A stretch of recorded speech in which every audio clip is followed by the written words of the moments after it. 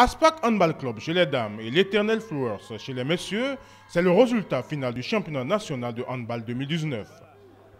Le sacre des portuaires chez les dames était déjà presque acté le soir de la brillante victoire face à l'éternel rival Flowers lors du match d'ouverture du championnat.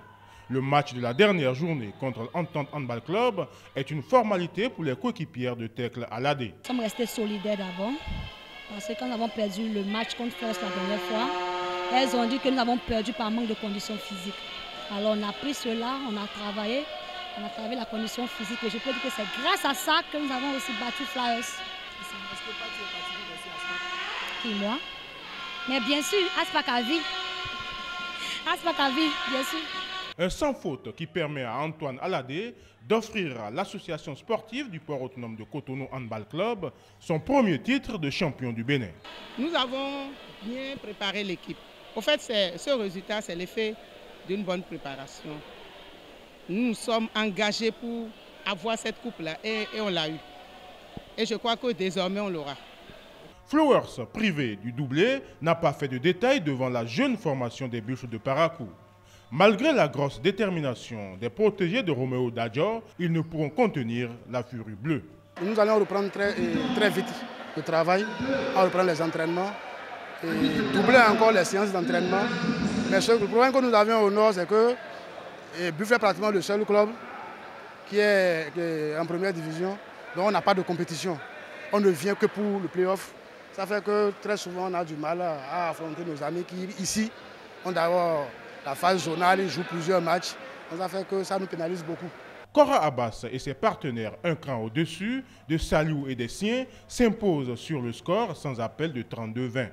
Maintenant, c'est un appel que nous allons lancer aux bonnes volontés, surtout aux bonnes entreprises, volontaires dans le domaine du sport, pour qu'elles puissent nous accompagner. C'est important pour qu'on ne reste pas sur place, qu'on ne se confonde pas seulement aux équipes nationales de notre championnat national, mais plutôt qu'on sorte, qu'on vende l'image de notre handball et qu'on vende aussi l'image des sponsors qui vont nous accompagner.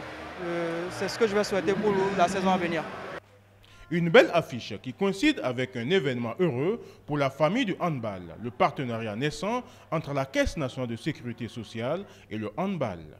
Le gouvernement a mis en place une politique de soutien au sport. Et dans le cadre de l'opérationnalisation de cette politique, il est demandé aux entreprises publiques comme la CNSS de soutenir efficacement le sport.